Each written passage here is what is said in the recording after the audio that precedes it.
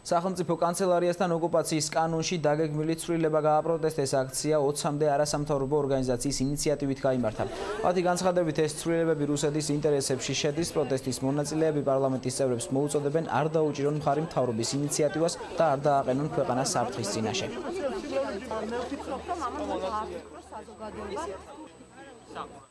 Step საქართველოს კანონში ოკუპაციის შესახებ ცვლილებას იმდენ რამდენადაც მიგვაჩნია, რომ ეს რეალურად არანაირ გრძელვადიან შედეგს სახელმწიფოსათვის არ მოიტანს და ჩვენთვის გაუგებარია თუ რატომ უნდა წავიდეს ქართული მხარე დათმობაზე ისეთ მნიშვნელოვან საკითხში, როგორც არის ქვეყნის სუვერენიტეტი.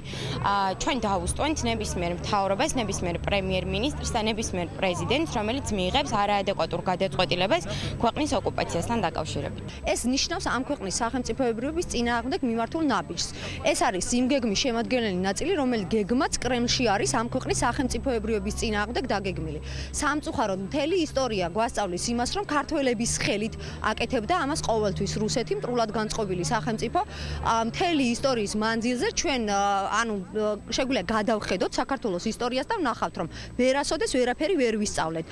ყოველთვის მეორდება ერთი და იგივე, ყოველთვის ქართველების ხელით ასე ვთქვათ, ხდება ამ ქვეყნის სახელმწიფოებრიობის წინააღმდეგ გადადგმული ნაბიჯები. Ამ ინიციატივით ფაქტობრივად ხდება ხარვეზიანი ნორმის გაუმჯობესება, იმიტომ რომ თვითონ კანონი გვავალდებულებს, თუ კი პირი არღვევს კანონს საქართველოს ოკუპირებული ტერიტორიების შესახებ, მას შეიძლება შეფართოს ასეთი მძიმე დანაშაული.